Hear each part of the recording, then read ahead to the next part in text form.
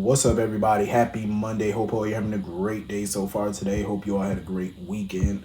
Getting into this episode of GH, listen, I was 100% on Carly's side today. I had to agree with her. Like, she's over the bullshit at this point. And even Diane saw that she was frustrated with Drew. You know what I mean? Because in this instant, Carly showed that she has more business experience than Drew. And she does. She does. Because Carly has co owned businesses. She's run some, been a part of companies and stuff throughout the years. She knows what she's doing for the most part. You know what I'm saying? Like, she knows business in a way. Even if it's a new business that she's never ran before, she can learn. Um, Prior to the Metro course, she never knew anything about co-owning a hotel, running a hotel. She never knew. But she learned. And it helped make it a success. So I give her credit for that. But it showed today that she's the better business person, and Drew just continues to show that he's an idiot when it comes to business, because Carly did not give a damn about retribution. She didn't care about going clapping back at Nina. She didn't care about that. She didn't care about retaliating against her. Drew cared about that. That's all he was worried about. How do we retaliate? How do we do this? How do we get back at her? How do we need to shut her down? Carly did not give a damn about that. Carly cared about getting that magazine out. That's all she was worried about, because what Drew seems to not realize is Carly's a new editor-in-chief.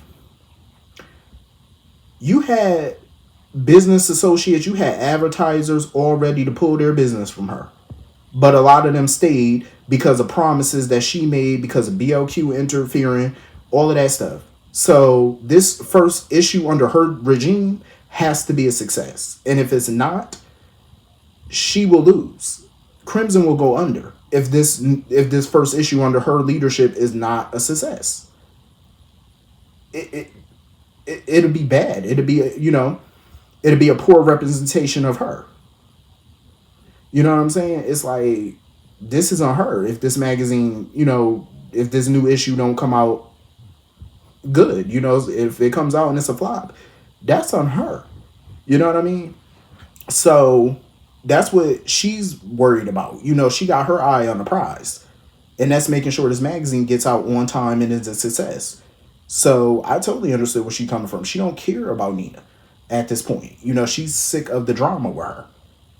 And I can't fault Carly for that. Because as much as, the back and forth with all of them amuses me sometimes, I get where Carly coming from, because that shit can be draining. To keep retaliating against somebody, like Nina does something to her, she does something to Nina. It does get tiring after a while. So I get it. And I feel like if Drew continues on this path, I don't see how him and Carly are going to continue to be a couple. I don't see it, because I can see Carly getting tired of his ass. She looked like she already frustrated with him whenever he brings up Nina and revenge. She's already annoyed by it. So if he continues down that road, I don't see her staying with him. Drew really think Nina is scared of him. Like, the facial expression she was giving in this episode was freaking hilarious. Like, she is not fazed by him. She was having a ball playing with him and Carly. Like, she was having a freaking ball. Nina was so petty.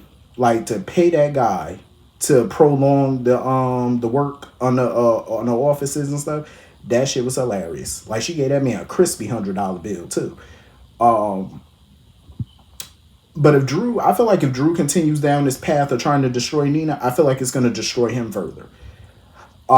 It's going to destroy him. It's going to be his downfall, because he's not focused on business. I feel like everything he's doing at this point, he's trying to use the company and use his position at the company to undermine Nina, to destroy her. And it's going to be his downfall, not hers, if he continues and keep this up. Because I'm getting tired of Drew keep mentioning, oh, you didn't go to prison, I did. Sir, you went to prison because you wanted to. He could afford it and probably won. You know what I'm saying? He could afford it, got a slap on the wrist, got a deal, whatever. He chose to do that. So that's on you. Like, stop with that prison talk. That was your choice. He threw himself to the wolves. But yeah, this back and forth between him and Nina and stuff like that, they need to come on with a resolution to this, because it's a bit much. Like, I'm getting tired of watching him try to threaten her and stuff like that. It's like, sir, move on. So moving on from that, I ain't give a flat freak fuck about Willow and Michael. I ain't even gonna care. I ain't gonna lie to you. I didn't care about that. Whether they get back together, whatever, that's what it looked like is gonna happen. Kudos to them. I don't care. It's like watching paint dry. Um, Jocelyn was getting on my nerves, per usual, because for Jocelyn to sit there and say, "Oh, I can't wait for Sonny to divorce Nina so Nina could be out of our lives."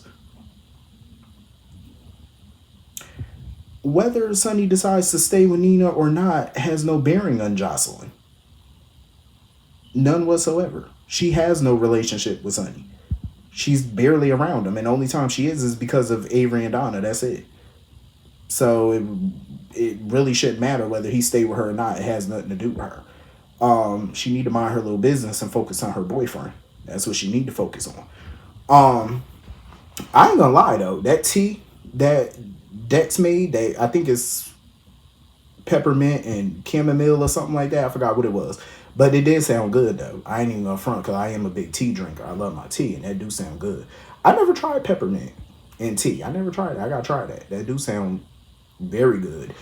Um, my heart broke for Trina today because Trina was just, you could tell like Trina, her mind is going to the dark side. Like she wishing death on herself, basically talking about she should have died. I was like, oh no. I am so glad Ava was there to talk her down and let her know that she still got a lot to live for, because she do. She got a lot to live for.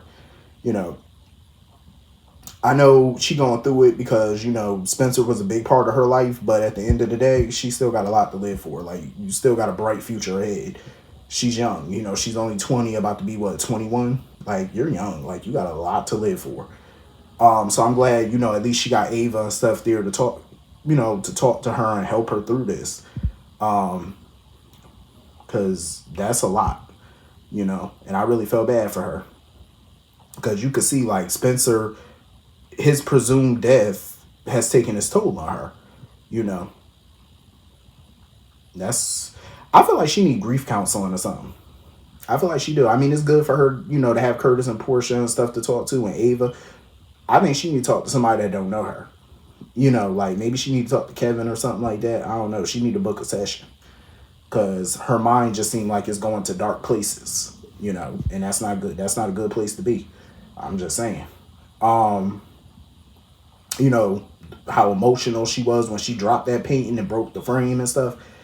I was like, yeah, she came back to work a little too early. You know, I understand she needed distraction and trying to keep busy and stuff like that, but her mind does not want anything right now. You know what I'm saying? Like, that's why I feel like she need to talk to a professional at this point.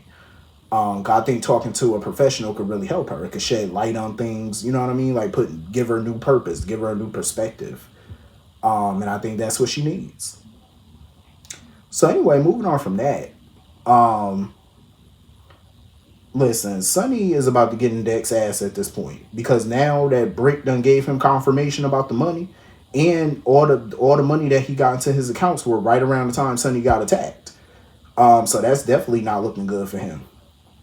Um, I wonder if Sonny gonna put him on the meat hook like he did AJ back in the day.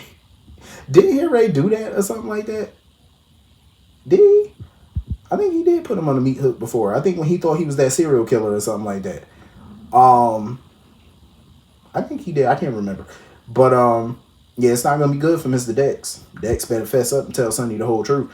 I seen some people on social media say that they feel like Dex is gonna tell Sonny only half the story and Michael is gonna be omitted from it. I hope not. I hope not. I hope Dex sing like Luther. I hope he do.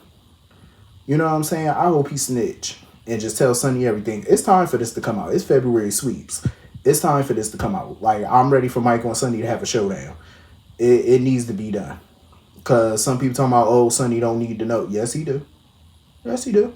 How the hell could he go on without knowing to the extent of what Michael tried to do? He needs to know. Simple. How you going to get past it and move forward if, I mean, that's a huge secret to sit on, though. Like, you try to send that brother to prison. Your own daddy. Like, that's huge. You know what I'm saying? He need to know that. But Dex better tell him something, because I wouldn't be sitting here about to die for Michael. And Michael get to walk away from this clean hands? Absolutely not. Nope, I wouldn't. I definitely don't think it's Dex though, as far as like trying to kill Sonny. Like obviously it's not Dex, but he definitely need to find this out. Um, so moving on from that, I mean, I'm happy that Kevin and Laura sat down and talked about adopting Ace and stuff like that because that's what Nicholas want. I'm glad they sat down and had a mature conversation about it because that is a huge ask. Like not even just from Nicholas, but from Laura to ask Kevin to do that. That that's huge. And she did give him an out. She was like, "Listen, if you don't want to do it, speak now. Let me know." But that's huge. To be at their age raising a baby from scratch. That's a lot. Because that means that they can't come and go like they want. They just can't, pick up and leave whenever they want. They can't do everything that they want to do all the time. Now their life is going to surround this child now. That's a lot to ask. Especially raising him as their own. That's huge, especially in their age. Like, I don't know, because they better than me for doing it. I mean, I love that they agreed to do it, but that's huge. You know what I mean? Because I don't know if I could commit to that. Spending the next 20 years, pretty much my golden years raising a child. No, I don't know if I could do that right there. That's a lot. But that goes to show the type of people Kevin and Laura are. They're generous people. They like to help people. But I totally get why Nicholas wanted his mother to adopt Ace because from a legal standpoint, it does make sense. You do got other relatives out there that could try to stake a claim on him. So to protect him, I get why they did it. I mean, I don't ever see, even if Heather Weber did try to finesse and go to a court to gain custody, she would never win. Heather is going to be locked up for the rest of her life. Like, that woman ain't never voluntarily going to get out. There's just no judge in this world that's going to let that nutball free. Unless that judge is being blackmailed or drugged or something. Because there's no way. But woof, that's a lot. To sit there and commit 20 years, like the next 18, 17 and a half years to raising a kid again, that's a lot. God bless him, because I don't know if I could commit to that. It would take a battery of nannies if I had to do that. I'm just saying. So moving on from that, I you know what? I can't even blame Tracy at this point, because if I was Tracy, I would be sending Lucy my cleaning bill too, my dry cleaning, because you ain't gonna sit here and throw no biscuit or dough or whatever at me and mess up my good clothing because you want to act a fool and you mad because you slept with Scott Bowman. That's on you. Like, who told her to screw Scott? Yeah, Tracy messed up. Tracy misled Martin, but at the end of the day, Lucy is responsible for Lucy. And I'm so glad that Kevin made the face that he made when Lucy tried to blame Tracy for this, because Kevin knew you can't sit there and blame Tracy for your mess. You really can't. You voluntarily slept with Scott and you were not inebriated when you did it. You were very much sober. She ain't got nobody to blame but herself. And I'm glad that, Lucy finally admitted and was like, you know what, this is my fault. Because Lucy is a train wreck and she knows she a train wreck. And I feel like Lucy needs some therapy because Lucy need to figure out why she keep doing what she do. Like, why she keeps self-sabotaging herself. Because she really did have a good thing going with Martin. And I feel like she shouldn't be looking to the past. Scott is the past. Why keep looking there? So I'm glad, she chased after Martin and stuff like that.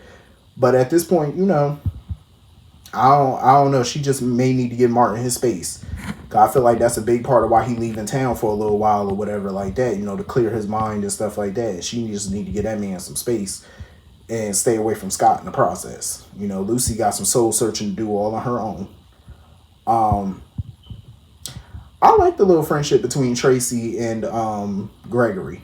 I mean, a part of me loved the fact that Gregory is kind of forcing Tracy to be a better person, like be kinder. But another part of me felt like he need to be quiet. I like devious Tracy.